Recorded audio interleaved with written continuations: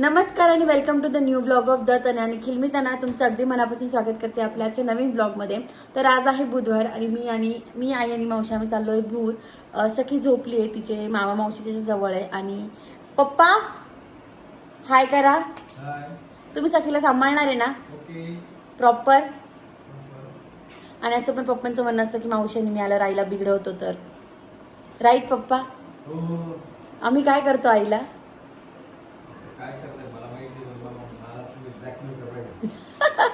तर त्यांचं असं म्हणणं आहे की मी आणि मावशी आल्यानंतर आईचं सगळा तोरा वगैरे चेंज होऊन जातो. Jokes part. काय पप्पा? असो तर आम्ही निघालोय बाहेर.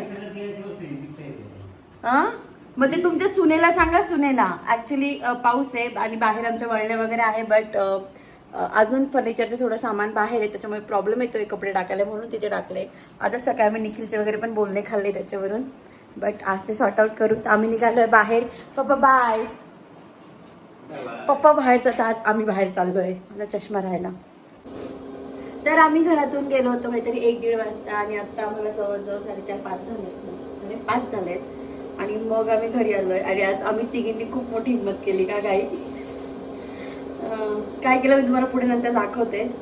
आम्ही सोना खरेदी करून आलोय. असं कधीच होत नाही, म्हणजे मी पण विदाऊट निखिल घेत नाही, ही पण दादा पप्पा, असं होत नाही. आज ही मी आणि मावशी जाऊन मोठा कारभार करून आलोय. आम्हाला तिथे वेगळं फील होतं का काही. आयुष्यात कधी काही घेतलेलंच नाही त्यांना विचारल्याशिवाय आज असं. आणि वी आर हॅपी, म्हणजे आम्हाला असं मम्मा खुश आहे आणि घरी आम्हाला वाटलं की पप्पा बोलतील बट बस पप्पा पण काही बोलले नाही. सो मस्त आहे. सो मी हा व्हिडिओ पुढे कंटिन्यू करते. बट जर तुमची गाडी एखाद्या ठिकाणी उभी असेल अशी 15-20 दिवस आणि त्याची बॅटरी लो झाली असेल तर त्याच्यावरचं जे सोल्युशन आहे ते तुम्हाला पटकन दाखवते मी.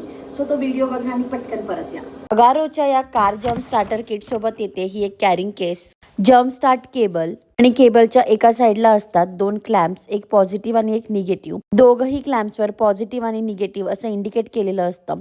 सोबतच वॉरंटी कार्ड आणि एक चार्जिंग केबल सुद्धा येते. यातला हिरो आहे ही 12,000 मेगा पॉवरची बॅटरी, ज्यात येतात LED light with 3 different mode.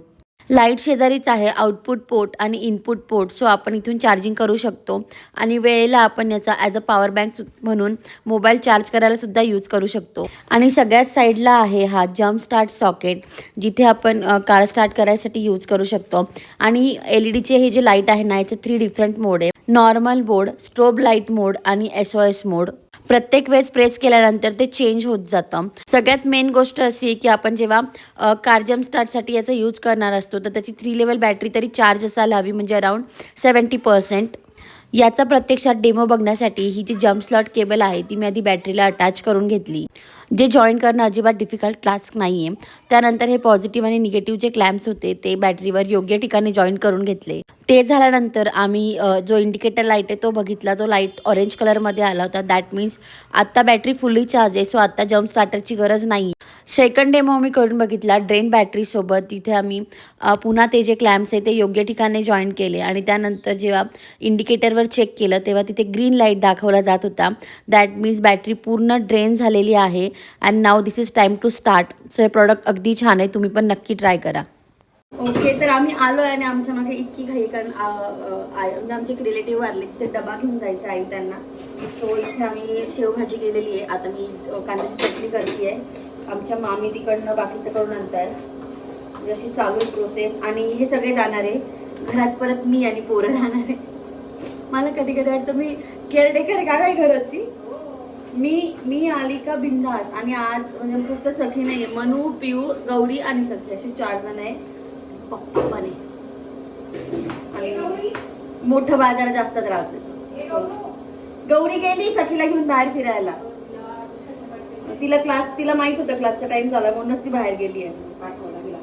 Bye आमच्या गौरीला मी याच्यात क्लास लावलेला आहे सुट्ट्यांमध्ये पण. तिच्या जीवावर येतं थोडं, बट थोडं ते कसं कंटिन्युएशन राहावं. आणि घरी आम्ही खूप त्रास देतो, म्हणजे ती एकटी घरी असली की खूप त्रास देते, म्हणून तिला तो लावला होता. तिला आम्ही ऍक्च्युली ड्रॉइंगचा किंवा याचा क्लास लावायचा होता मला, डान्सचा, कारण ती खूप छान डान्स करते, खूप छान ड्रॉइंग करते. बट तिचं फक्त एवढं की मला फक्त अभ्यास करू दे, मला नाही लावायचा तो क्लास ऍक्च्युली. हा तू भाकरी कर नंतर. ऍक्च्युली ती आमची परीक्षा घेत होती की मला हा नाही लावायचा तो नाही लावायचा, की तसं आम्ही तिला सुट्ट्यांमध्ये मोकळं सोडून देऊ खूप जास्त, बट तसं नाही झालं. आम्ही तिला तो क्लास लावला आहे. आणि तुम्ही कांद्याची चटणी घेतल्यासाठी मी जवळजवळ 15 कांदे कापून घेतले आणि त्याची पटकन चटणी करते. आई ते बाहेर जातील आणि ते आल्यानंतर मी दाखवते की आम्ही काय काय घेतले. बाय मी पण घेतलंय आणि मला असं खूप भारी वाटतं का काही बाहेर गेल्यानंतर मला जे आवडलं ते मी घेऊ शकते. आणि हे मी तुम्हाला मागे पण सांगितलं असतं, हे स्वतःच मध्ये अशी एक प्राऊड मुवमेंट असते. आज पण हे सगळं झालं होतं, आम्ही बाहेर पडत होतो तेव्हा मला एक कानातले आवडले आणि मग मी ते घेतले आणि ते कसे आहेत ते पण तुम्हाला दाखवते. Again cut to day 2. काल खरंच काही शक्यच झालं नाही. कालच रात्री मी तुम्हाला दाखवणार होते की मी काय आणलं, पण आई मावशी आणि दादा गेलेले होते, पप्पा पण बाहेर एका ठिकाणी जेवायला गेलेले होते. घरात जी चिल्लर पार्टी होती तिला सांभाळत माझा इतका वेळ गेला. त्यांना वेगळा स्वयंपाक करावा लागला कारण त्यांना ती शेवभाजी ती कांद्याची चटणी खायची नव्हती. मग त्यांच्या मनाप्रमाणे त्यांचं चालू होतं, सखीला सांभाळणं चालू होतं.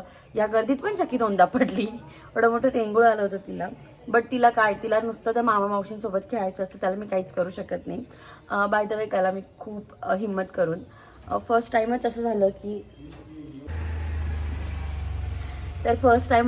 की आम्ही तिघी गेलो आणि आम्ही खूप मोठा डिसिजन घेतला हे घ्यायचं, कारण की आम्ही छोटासा हार घ्यायला गेलो होतो आईला. मी आणि मावशी. आई नाही घेत, मी वहिनी मावशी ती एकटाच कधीच जाऊन काही घेत नाही. तिला आमच्या तिघींपैकी कोणतरी एक लेडीज लागते सोबत. तर काल मी आणि मावशी पण होतो, तर आम्ही गेलो. तर तिला आम्ही एक मोठी पोतई करून आणली आहे. ते नाही दाखवू शकत कारण तिचं लगेच गेलं लॉकरमध्ये, ते घाबरतात घरी ठेवायला. सो तिचं काहीच नाही, बट फोटो आहे जो मी इथे टाकेल. तर तिला पण अशी छान आम्ही चेनची पोत केली ज्याची तिला खूप जास्त हौस होती. आणि एक वरती तिला असे हार करायचे होते, बट तिला ते आवडत नव्हतं. मग तसं बारीक बारीक मण्यांचं माहीत नाही त्याला काय म्हणतात, बट तसं 2 पदरी गोड होतं एक, जे तिला आवडलं. सो ते तिचं झालं. माझा काल काहीच इरादा नव्हता सोनं वगैरे घ्यायचंय, बट तिथे एक कानातले मला खूप आवडले, जसे झुमक्या टाईप होते. अशी दिसतच असतील तुम्हाला क्लिअरली, मी घालून पण दाखवते. तर माझं असं काही डोक्यात नव्हतं, बट मला आवडले आणि ते मी घेतले. आणि ते घेतल्यानंतर मग मावशींना असं झाला की अगं हे आम्ही आधी बघायला हवे होते, कारण मावशीने पण कानातल्याचा जोड घेतला तर आधी हा मी घेऊन टाकला असता असं तिचं म्हणणं होतं. बट ते खूप गोड दिसतं असं लग्न कार्यात साखरपुड्याला. माझ्याकडे आहेत झुमके दुसरे सोन्याचे, बट ते जरा जास्त वजनाचे जड आहे, जे मी रेग्युलर नाही घालू शकत. तसे हे मला 6.5-6.5 ग्रॅमच्या आसपास गेले. आणि काल भाव 86-100 होता इथे जिथून मी घेतले तिथे. यासाठी सांगते कारण प्रत्येकजण विचारतं आणि पर्सनली प्रत्येकाला सांगता येत नाही म्हणून सांगते. तर त्या हिशोबाने ते मला पडले. तर असे गोड आहेत एकदम. आणि हे मी घेतले रतनलाल बाफना ज्वेलर्स जे आहे ना तिथे घ्यायला गेलो होतो काल आम्ही आईचं. आणि मी सखीसाठी पण बांगड्या केल्या आहेत, बट त्या इथून नाही केल्या आहेत, त्या मी PNG मध्ये केल्या होत्या परवा जेव्हा मी गेली होती तेव्हाच. ॲक्च्युली सखीचं आधीचं थोडं सोनं होतं आणि आईकडे जे म्हणजे मामा मावशीने जेव्हा सखीला बघायला आले होते ना तेव्हा केलेलं थोडंफार सोनं होतं. तर त्याच्यात तिला काहीतरी घ्यायचं होतं, ते पडून राहतं एवढ्या छोट्या छोट्या अंगठ्या ओमपान, त्याचं काय करणार. तर ते सगळं मिळून अशा गोड गोड बांगड्या झाल्यात सखीला 2. हे इग्नोर करा, हे आता ते गौरी कधी सोडते माहित नाही. ते तिच्या आधीच्या ज्या होत्या ते प्लेन वगैरे होत्या, सो असं घेतला. आणि तिचे मला ॲडजस्टमेंटवालाच हवा होता कारण ती एकीचा मला खूप अद्दल घडली आहे. तर यात अशा ॲडजस्टमेंटवाला आहेत आणि गोड आहेत, सखीला गोड दिसत आहेत. त्या तिला आत्ता नाही, बट ती 4-5 वर्षाची झाल्यानंतर तर 4-5 वर्षाची होईपर्यंत घालू शकते, त्यानंतर बघता येईल त्याचं काय करता येईल. सो हे केलं आहे. आईचं तर माझ्याकडे आत्ता काहीच नाही, तर मी ते पण दाखवलं असतं. तिचं पण गोड गोड शॉपिंग झाली आहे. बट आम्हाला असं खरंच हिंमत होत नव्हती काल आमची, कारण पप्पा आणि दादाशिवाय अशी कारभार करत नाही आम्ही, खरंच नाही करत. मी पण निखिलशिवाय कधीच कारभार करत नाही, एकटं जाऊन तर मी कधीच काही घेतलेलं नाही आहे. काल फर्स्ट टाइम केलं. आणि निखिलला विचारल्याशिवाय मी खरंच कधी म्हणजे मला ती पूर्ण आजादी की तुला काय घ्यायचं ते घे, तरी पण एक शब्द असतो ना तोही मला विचारतो. तो तिकडे तरी पण मला विचारतो की तुम्ही यार हे घ्यायचं, हे घेऊ का, नट खाणं पिण्याचं जी मोठी वस्तू आहे ती. सेम माझं पण असं आहे की निखिल घेऊ का, बट काल आमचा टायमिंगच असा ऑड होता आणि मला आवडले होते, तर मी ते न विचारता घेतले. बट त्याची रिॲक्शन अशी होती तुला आवडलाय ना, ठीक आहे घे. तर हे असं एवढं मस्त छान झाली आमची काल शॉपिंग. या पलीकडे तुमचे जे प्रश्न आहेत की मनू आणि पियू कोण आहे तर मी तुम्हाला दाखवते मनू आणि पियू कोण आहे. पियू माझ्या मोठ्या मामांचा मुलगा आहे आणि मोठ्या मामांचा नाही मामाचा मुलगा आहे. मी मामाला अहो जावं घालत नाही, ते अरेतुरेवाला मामा जास्त जवळचा वाटतो. आणि मनू माझ्या छोट्या मावशीची मुलगी आहे. हे दोघं मी जेव्हा पण आईकडे येते फॉर शुअर ते दोघं येतात. इतके दिवस मी त्यांना सांभाळायची, आता ते माझी सखी सांभाळत आहे. इतकी सांभाळत आहे की मला सखीकडे बघायची गरजही पडत नाही. मी काल सखीला 4 तास टाकून गेलेली होती. पप्पा होते घरात, वहिनी पण आली होती लवकर, बट त्या पोराने तिला इतकं खेळवलंय. आणि मनू आणि पिओ ते माझ्या मुलांसारखेच आहे. त्याचं रिझन असं आहे की मी इंजिनिअरिंगला होती तेव्हा त्या दोघांचा जन्म झाला, जेव्हा मी फर्स्ट इयरला होती तेव्हा मनू आणि पिओचा. आणि मामा हार्डली 5 मिनिटाच्या अंतरावर राहतो आणि मावशी 15-20 मिनिटाच्या अंतरावर. त्यामुळे सततचं येणं जाणं होतं त्यांचा. प्रत्येक बर्थडेच्या सेलिब्रेशनला म्हणा, त्यांना दिवाळीला वगैरे असं प्रत्येक वेळेस आम्ही एकत्र असतो. मम्मीला मम्मी नाही आहे माझ्या, म्हणजे माझी आजी नाही आहे. त्यामुळे आमचे जे पण सण असतात, दिवाळी नंतरचे भाऊबीज, पाडवा, जेव्हा आपण मामाच्या गावाला जातो तर ते सगळे आत्याकडे येतात, मावशीकडे येतात. मामी त्या गावाला जातात. त्याच्यामुळे मग पोरं नाही जात मामांच्या, म्हणजे पिऊ नाही जात त्याच्या मामाकडे, आयुष पण नाही जात. ते इकडे येतात आत्याकडे, त्यांच्या पप्पांसोबत ते घरी थांबतात. आणि ते खूप जवळ राहतात, त्याच्यामुळे जिव्हाळा पण खूप आहे. त्यामुळे मी जेव्हा पण येते तेव्हा ते येतात. आणि म्हणजे ते इतके लहान आहेत. म्हणून तरी मुलगी आहे ठीक आहे, पण आमचा पिया मुलगा असून पियाला काहीच सांगावं लागत नाही. म्हणजे पिया असं असतो, दिदी सखीला पाणी आणू, दिदी सखीला हे खाऊ घालू, दिदी सखीला फिरायला नेऊ, दिदी सखीचं हे करू, दिदी सखीचं डायपर आणू, ती मी सुकले, दिदी मी पुसून घेतो, दिदी मी पॅन्ट आणून देतो. मला असं होतं की भाई बस. आणि ते खरंच खूप काळजी घेतं माझ्या सखीची. मी बिंदास माझी सखी त्यांच्याकडे.